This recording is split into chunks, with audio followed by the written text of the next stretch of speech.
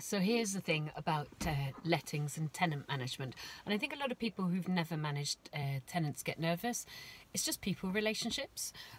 Almost, 99.99% of our tenants are brilliant.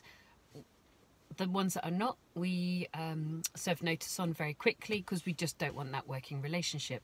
So whilst there is all the law stuff and all the legal stuff and you've got to get your paperwork right, there's also just human being stuff. So let me give you an example. We have a lad moved in a month and a half ago. 6-month contract. The tenant's on a 6-month contract. They have to stay. Well, they don't have to stay, but they have to pay for 6 months. He's clearly done something naughty. Apparently, activist stuff, environmental activism, and the police are looking for him. So he sent a letter to us to say, "I'm moving out and I give my notice." Now, legally, he can't do that. Well, he can, but he can't because he's in a 6-month contract. So we decide to be sensible. Obviously, you need to do the whole repossession stuff, but we decide to be sensible and say, do you know what? We're going to take this lad at his word. We'll do the legal stuff behind it and let him move out early. But we suspect he probably hasn't played fair with us either. Correct. My colleague Michael went round and safeguarded his belongings and let him know that we had his belongings that were safe. The room was a disgusting mess. I won't tell you what he hoovered up, but you don't want to imagine it. It's quite unusual for us. We normally get great tenants. So we have then said to the lad, look, without prejudice, we will allow you to cut the lease early, but we need the key back and you've got to pay £150 for the cleaning fee, which is absolutely fair. And I'm just going to give that directly to my colleague Michael. And so you get all sorts of nonsense. Now, we're being more than fair. We could, and it's no skin off my nose, we could put in a CCJ immediately to him, to the courts, for the full amount of the money that he owes. So we're being beyond fair. So let's take it away from the legals at the moment and arguing about legals, and then let's take it into human being relationships. His environment is, I'm going for tantrum! And that environment is the telephone. Our environment is, no, we have a legal right, responsibility and all the rest of it. We know the law, and we're going to put everything in writing.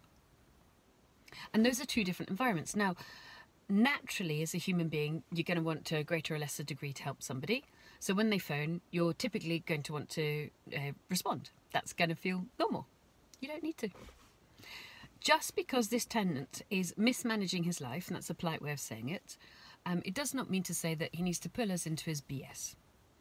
So we will have one telephone conversation with him, and when he's rude on the telephone, we are not under any obligation to answer the telephone to him, because all he's going to do is, ready? Tantrum. Don't need to take it. We're a private company. I don't want my team putting up with any crap. I'm not going to tell them off. In fact, I'm telling them, don't answer the phone. We can then work with written word. We can then work with letters, emails, and texts. And that's what you do. So in the very, very unusual, and it's very unusual circumstances that you have a, ready? Tenant who you don't need to take their BS. You simply do not need to communicate with them in the EastEnders arena that they want to communicate with you, which is the telephone. You need to kind of go, actually, do you know what? I'm going to put everything down in writing, calm, cool, collected, sign it without prejudice, still offer you an easy way out so that you don't need to pay the full 6 months, but make it very clear to you that you need to return the key, that you need to pay the cleaning fee because we've had to send our chaps out to do an inspection and have a cleaning fee. So I think what I'm saying is common sense. Just because you are spoken to via a telephone and in a tantrum does not mean to say you have to engage with that.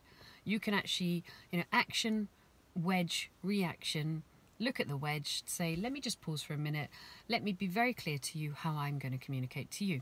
And then the second thing I've learned, and, in the early days, I used to pick up all the broken birds, and I've just really learned to kind of set some very healthy boundaries there, is just because somebody's messing up their life does not mean to say that it needs to impact on you. So the lad was like, oh, I'm coming to your office to hand the key back.